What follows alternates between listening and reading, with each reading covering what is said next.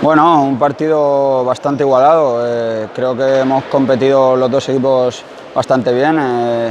Noia tiene un potencial bastante fuerte, pero creo que nosotros al final la experiencia y el saber hacer de nuestra categoría pues ha hecho que nos llevemos un partido en una pista complicada.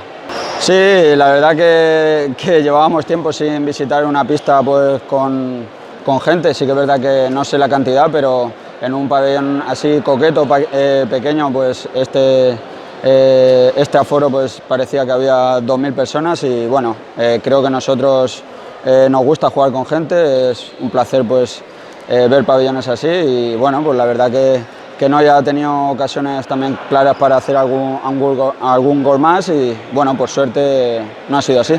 Sí, bueno, eso es lo de menos. Al final lo importante es el resultado en una pista complicada, como he dicho antes, y que pasamos de ronda, que es nuestro objetivo prioritario. Sí, este equipo está hecho para estar arriba, para competir lo más alto posible y ponérselo complicado a los grandes. Entonces, pues este equipo nunca deja de crecer y de creer, entonces estamos capacitados para llegar a lo más alto.